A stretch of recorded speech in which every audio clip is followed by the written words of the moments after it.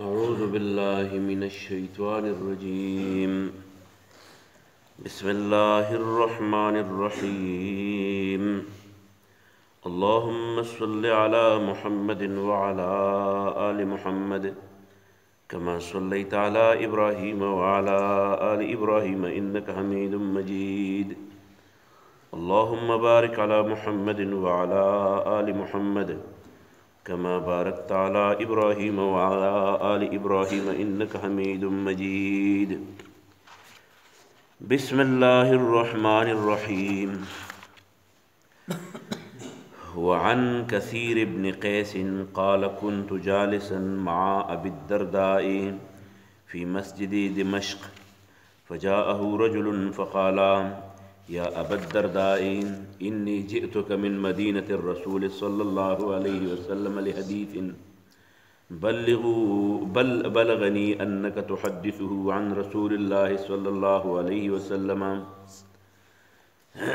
قال ما جئت لحاجة. قال فإني سمعت رسول الله صلى الله عليه وآله وسلم يقول من سلك طريقا يتلو فيه علما سلك الله به طريقا من طريق الجنة وإن الملائكة لا تضع أجنحتها رزا لطالب العلم وإن العالم يستغفر له من في السماوات ومن في الأرض والحيتان في جوف الماء وإن فضل العالم على العابد كفضل القمر ليلة البدر على سائر الكواكب وإن العلماء ورثة الأنبياء وإن الأنبياء لم يورثوا دينارا ولا درهما وإنما ورثوا العلم فمن أخذه أخذ بحظ وافر. رواه أحمد والترمذي وأبو داود وابن ماجة والدارمي وسماه الترمذي قيس بن كثير. دا حدیث شدین پدی کی ہم د علم او د علماء د فضیلت په حوالے باندې د رسول کریم صلی الله علیه وسلم راهنمایي موجود ده. تیر حدیث چې مونږ لوسته او په هغه کې مونږ دا زده کړو چې څوک چاته سکار وخی نو چې چا په عمل وکړو نو هغه ته خپل ثواب هم میلاویږي او دا چا چې ورته ښودلی هغه ته به هم ثواب میلاویږي او کچا بل ته د ګناه سکار وښودو نو ګوره ګناه به په هغه خو خپله وي خو هغه بل چې په عمل کوي د هغه د عمل ګناه به هم د ته ورسره میلاویږي. نو په دې وجه باندې چرته هم د ګناه د کولو اولني خلک مه جوړیږي. په دې وجه د رسول کریم صلی الله علیه وسلم د خولې مبارک یو قول په دې پرونی سبق کې ذکر شوی و چې دا لا تقتل نفس ظلما الا كان على ابن آدم الاول كفل من دمها. چې کلم په دې دنیا کې وشي یو سړی قتل وکي ناجایز قتل وکي نو دا سړی په خپل باندې د خپل ګناه د خپل ظلم ګناه هم بسکی خو د دقه عمره سزای د هغه آدم علیه السلام د بچي هم رسي ورته کوم چا چې اول ځل باندې قابل لګېدلی و حابل یې وژلی و نو د یو قتل په وجه باندې دوو کسانو ته د دوو قتلونو ثواب بدله میلاویږي. یو دی وسني قاتل ته او یو هغه اولني قاتل ته. نو په دې وجه باندې رسول کریم صلی الله علیه و آله وسلم څونه احادیث چې مونږ لولو نو په هغې کې د علم په فضایلو کې د ټولو نه لوی د یرولو دپاره او د اطمینان او د خوشحالۍ دپاره دا کافي ده چې هر سړی دې په دې ویرېږي چې ګوره زما نه څوک نقل کوي. ګوره مور د هغې مخې ته بچي دي نو که مور داسې عمل کوي چې بچي ته یادوي نو چې دا بچي غټ شي او کم ګناهونه کوي نو د مور به یې پکې هغومره بدل ګناه یې څومره ایسئ ورپکې څومره چې د هغه بچي ګناه وکړه. او که د مور او پلار د خپل بچي ته داسې ښایسته اخلاق وښودل نو د هغه بچی چې ورباندې وروسته څونه عمل کوي نو هغه بچی ته خو به هم ثواب رسي خو هغه مور او پلار ته به مقه رسي. مثلا زمونږ نن په دې جومات کې چې کوم مشران ناست دي نو دي نن څه کشران راوستي دي نو د مشر به پې باعث شوی حاجي صاحب ته به پې باعث شوی ځکه به دې دا کشران راوستي نو د دې په دې ثواب کې هماغوره ثواب چې دې ته څومره میلاویږي دومره ورپسې تاسو ته میلاویږي. نو دا یو کلیه چې دا یاد شي. په دې وجه که تاسو فکر کړئ د دې وټونو ورځې چې راشي نو د وټونو په ورځو کې خلک چې تقریرونه کوي نو په خلکو بد لګي، ځکه چې په هغه وخت کې خلکو خامخا هر سړي ځان له وټو له سړی کتلی، یو موږی نیولی او هغه ځان له ټک وهي. نو په هغه وخت چې کله عالم دا خبره وکړي چې هلکه ځان له داسې څوک مشر کوئ چې بیا وروسته د هغه په هغه کارونو کې که ښه کارونه کوي چې ثواب پاکستان کېږي، نو خلک وایي دا ځان له خپل سړي له ووټ غواړي. او هلک هغې سړي له ووټ مه ورکوئ چې هغه بدعملی بدکاری تپوس کوونکی نه وي، نو هغه چې کوم ګناهونه کوي یا د هغه په قانون سازۍ کې چې څونه غلط کارونه کوي نو په هغې کې به برابر ستا هم سزا وي. نو دا ځان له خپل منبر له ووټ غواړي، ځکه دا خبرې کوي. نن خو د ووټونو ورځ نه ده، نو په دې وجه باندې دا په ذهن کې کېدوئ چې هر وخت راځي نو چې که ښه سړي له یو داسې سړی د خپل ځان ذمه دار کړو چې هغه ښه کارونه کوي، نو د هغه په ښه کارونو کې به ستا ایستی، او که هغه بد کارونه کوي د هغه په بدو کارونو کې به ستا ایستی. نو دا دلته کې رسول الله صلی الله علیه وسلم د حدیث کې دا وویل. حضرت کثیر ابن قیس هغه فرمایي چې د ابو دردا سره یو ځلې په دمشق په یو جومات کې ناست وم، او زه د دې ابو دردا خواله تللی وم د دې دپاره چې ما ته چا ویلي وو چې دته د پیغمبر علیه السلام یو حدیث یاد دی. نو ما د مدینې نه هجرت سفر وکړو، لاړم شام ته 3-4 ورځې مزل مې وکړو. لکه ته اوس د رباط نه را روان شوی یو هغې شاټۍ درې ته راورسېدې، د دې دپاره چې زه به هلته لاړ شم نو دا دی نن موږ یو حدیث ووایو، نو که دا حدیث ته یاد کړو نو دقه شانې هغه هم د دمشق ته تللی و. وایي زه د ابودردا سره د دمشق په جومات کې کېناستم، نو وایي ما د هغه سره خپلې خبرې کولې، وایي په دې کې یو سړی ټک راننوتو، سلام یې وکړو. نو چې سلام یې وکړو کېناستو، نو د ابودردا ته تپوس وکړو چې خیر دی چېرته راغلی؟ نو هغه ورته وایي جئتک من مدینة الرسول صلی الله علیه وآله وسلم لحدیث، زه تاله د دې دپاره رالم چا راته ویلي تا ته د پیغمبر علیه السلام یو حدیث یاد دی، د پیغمبر علیه السلام یوه قصه درته یاده ده. نو ما وی چې هغه راته وکړې ځکه ته په مدینة النبي کې اوسېږم، مدینة الرسول کې اوسېږم، او هلته کې راته چا ویلي چې په دمشق کې ابودردا صحابي دی او هغه یو حدیث هغه ته یاد دی هغې کوي. نو زه د دې وجه نه تا لپاره ګوره دونه لرې د یو حدیث دپاره سفر کړم. وایي ما ته دا رسېدلی دي چې ته د پیغمبر علیه السلام حدیث خلکو ته وې، بل هېڅ کار مې نشته، صرف د دقې دپاره راغلم. سبحان الله، الله اکبر. نو ابودردا ورته لګیا شو او فإني سمعت رسول الله صلی الله علیه وآله وسلم، ما د پیغمبر صلی الله علیه وسلم نه په دې خپلو غوږونو اورېدلی دي. ابودردا صحابي رسول دی رضی الله تعالی عنه، ما ته په خپله اورېدلی دي. یقولو پیغمبر علیه السلام به ویل، نو کیدای شي هغه ترې بل حدیث تپوس کو، خو په دې وخت کې د را طلب چې ولیدو نو د ده د راتلو فضیلت یې ورته بیانو، یا کیدای شي د دې حدیث تپوس یې کړی.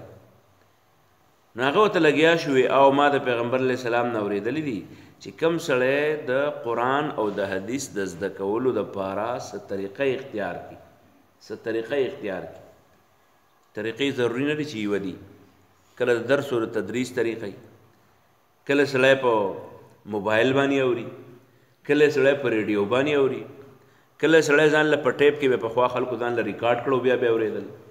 کله خلک مخې ته په کتاب کې په لیکلو ریډینګ او رایټینګ یادي، نو بس هلته کې کتاب ورسره د لټریچر کتاب ورسره ځان له مطالعه کوي. دا ټولې د علم طریقې دي. کله یو سړی لګیا دی او د بل ورته هسې غوږ ایښودی د هغې نه یادوي، کله داسې کي چې ځان له یو مسله را یاده کړي چې دا مسله به څنګه او د بل نه تپوس وکړي د عالم نه هغې ورته ووایي. نو دا مختلفې طریقې دي. نو چا چې د علم د زده کړې دپاره یوه طریقه اختیار کړه، نو رسول الله صلی الله علیه وسلم وفرمایل چې سلک الله به طریقا من طرق الجنه، الله تعالی به دې سړي ته د جنت لار سیده کړي، د جنت لار به ورته سیده کړي. نو د قرآن او د حدیث د علم د زده کولو دپاره مختلفې طریقې استعمالوي. په دې دور کې خلک د ما درته کومې ویلې بېلې بېلې طریقې استعمالوي. څوک مدرسه جوړه کړي نو په مدرسه کې سبق وایي، نو دا هم یو طریقه ده. څوک د جمعې د خطبې دپاره تللی او د مولوي صاحب نه مخکې ناستي وایي چې نن به مولوي صاحب تقریر کوي، نو چې نن یې یاد کړم، دغه هم یو طریقه ده. څوک په اوزي و ير د په تبلیغ کې زما سو کو ير ز چې کم دی پسې روزه کې زما سو کو د اجتماع لدما سو کو د درس قرآن لدما نو لړ شي د بل چا خبري اوري د هم د علم یو طریقه ده دغه شانې څوک چې دی نو هغه د مړی دی پردی مړی دی دی لاړو د وخت مولوي صاحب ته ناست دی چې ورې مولوي صاحب به دا تقریر وکړي دا به ترې واورم نو د هم د علم یو طریقه ده څوک د انټرنیټ په ذریعه باندې مختلف ویډیوګانې او تقریرونه او کتابونه را ډاونلوډ کوي ځان ته او د هغې نه ګوري نو دا هم یو طریقه ده طریقه یو نه ده نو چا چې ځان له یو لار اختیار کړه الله تعالی به ورته جنت ته رتلو لارې هغه اساني کړي او بیا یې ورپسې دویمه خبره وکړه چې کم خلک د الله د دین د زده کړې دپاره د خپل کور نه وځي نو ان الملائکة لتضع اجنحتها رزا لطالب العلم د دغه علم د وتونکي دپاره د الله تعالی ملائک چې دی نو دا خپلې وزرې په ځمکې باندې غوړوي نو په دې ځمکه غوړولو ترجمه دوه قسمه خلک کوي بعض خلک ویر د دې دا یو استعاره ده یو کنایه ده مطلب دا ملائک چې دي دا د لپاره دعا کوي او ملائک ته خوشاله دي سو کوئی دا مطلب دی سو کوئی نه عملا ملائک چې دي نو دا د انسان نه خپلې وزرې لاندې کوي خو د هغې د وزرو لاندې کولو دا د ادب یو تقاضا ده نو په دې وجه باندې علما یو قصه نقل کوي یو موقع کې د عراق په ځمکه کوفه کې څه علما وو هغې د چا خواله روان وو نو یو ورپکې داسې ټوقي غوندې و ماجن ورته وایي ټوقي وی هغه چې کله داسې نږدې شو مدرسې ته نږدې شو نو ته لکه چې دا خپې لږې په قلاره قلاره لګوئ ملایکو وزرې خوږ نه کوي د ګپ په طور باندې وي لږ مخکې چې لاړل نو هلته کنده وه یا چېرته یو جوور ځای و درز وی دی ورته ورولېدو خپې پکې یا یوه یا دواړه ورپکې مات شي نو خلکو ورته وی چې اوس دې خپه ټینګه لګوه چې ملایک دي کندې ته وانهچوي نو دا واقعي دا مطلب هم کیدی شي دواړه مقاصد مطلب چې ټیک هم دی او دواړه چې دي نو که فرض که دا د دې ادب خبره شي نو ادب یې دومره دی چې ملایک د خبره مني او که نه عملا وزرې غوړولي نو واقعي وزرې غوړوي ورته نو بس ملایکو ته وزرې غوړول څه شي ښکاري دریم د دې علم فضیلت دا دی چې یستغفر له من فی السماوات و من فی الارض په ځمکه او اسمان کې چې څونه بزرګان دي نو هغه دی په دعا کې یادوي تاسو فکر کړئ مولوي صاحب چې دعا کوي نو هغه وی اللهم اغفر للمؤمنین والمؤمنات والمسلمین والمسلمات او تبلیغیان چې کله دعا کوي نو وایي خدایا ما او ټول عالم اسلام وبخي نو دا ته په دغه دعا کې راغلی او ملائکم وی ان الله وملائکته یصلون علی النبی یا ایها الذین آمنوا صلوا علیه وسلموا تسلیما ملائک الله تعالی په خپله ملائک دا په پیغمبر درود لیږي نو تاسو هم په پیغمبر درود ولېږئ حدیث کې راځي چې کوم سړی په پیغمبر درود لیږي نو رسول الله صلی الله علیه وسلم فرمایي الله تعالی وی چې زه په هغه باندې لس ځل دغه لپاره دعا قبلوم نو دا چې ته په پیغمبر درود لیږي نو دا الله تعالی ستا دپاره د رحمت سبب ګرځوي نو یستغفر له من فی السماوات و من فی الارض د ده دپاره د ځمکې او د اسمان ټول ملایک ټول مخلوقات ورله دعاګانې غواړي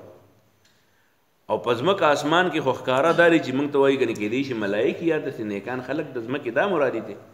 الله تعالی پیغمبر وی نه والهیتان فی جوف الماء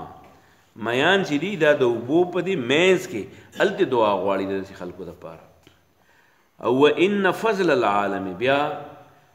د عالم یعنی کم سړی چې د علم زده کي نو د دې زده کوونکي فضیلت رسول الله صلی الله علیه وسلم بیانوي چې دا خو کله چې لا علم یې نه دی زده کړی او طلب کوي نو د هغې دونه فضیلت دی خو چې کم سړی باقاعده زده کړه وکړي او بیا نورو خلکو ته ښوونې کوي نو رسول الله صلی الله علیه وسلم فرمایي چې کم سړی عالم شي او نورو خلکو ته د قرآن د حدیث علم ورته ښیي د ده مثال په ځمکه داسې دی لکه په شپه کې د څوارلسمې سپوږمۍ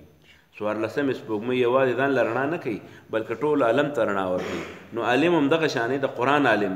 د قرآن او د حدیث ښوونکی عالم چې دی نو هغه د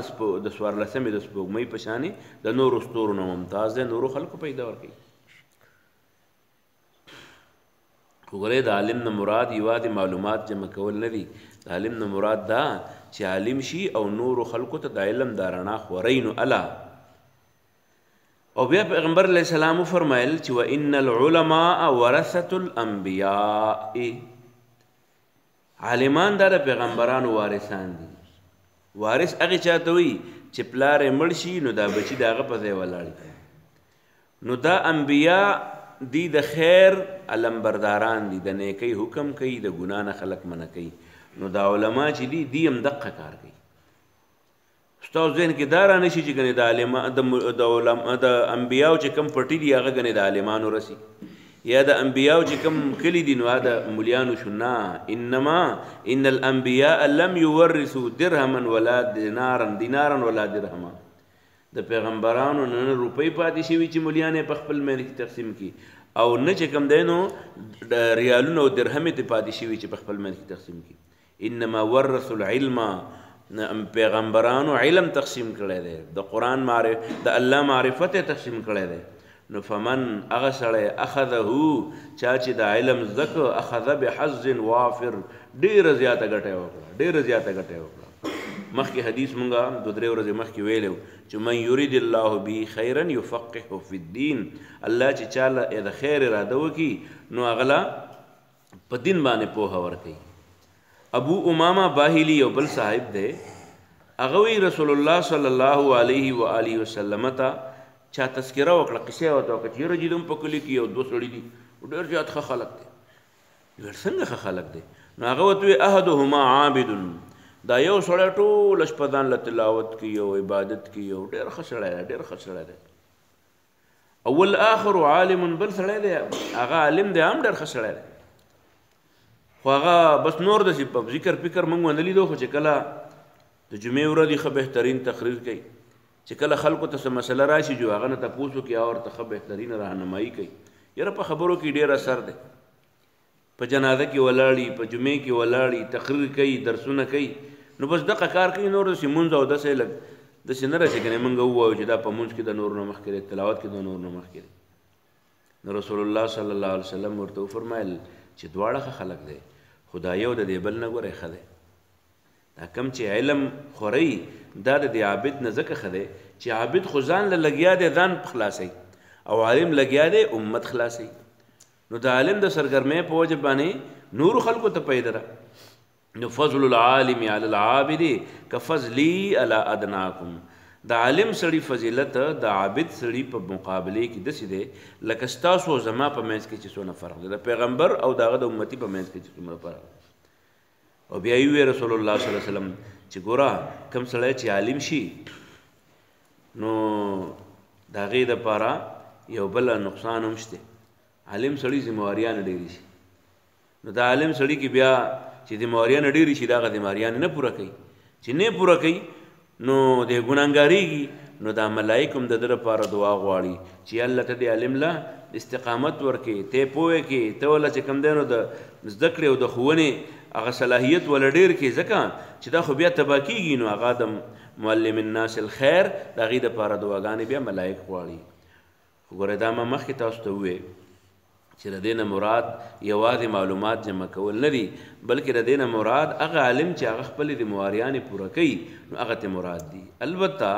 چې خپلې ذمواریانې نه پوره کوي نو دا نه چې ګنې ځان له علم زده کول ګناه ده چې بل ته نه کوي، نه نه، ځان له علم زده کو خو هغه د صفت وړ قابل علم نه دی چې د هغه د صفت وکړی شي چې ملایک د هغه دپاره دعاګانې غواړي. علم په خپله باندې نور دی چې د چا سینې ته ننوځي هغې ته جهل نه دننه کېږي، نه دننه شي دننه کېدی. خو دومره ده چې د هغې عالم چې په خپله معلم دی، خیرکم من تعلم القرآن، او بیا د هغې نه وروسته علمه نورو ته بیا ښیي، نو دې فضیلت دغه دی. دا مفهوم ما ادا کو، ممکن ده چې تاسو ته یاد شوي الفاظ یې زده کړئ.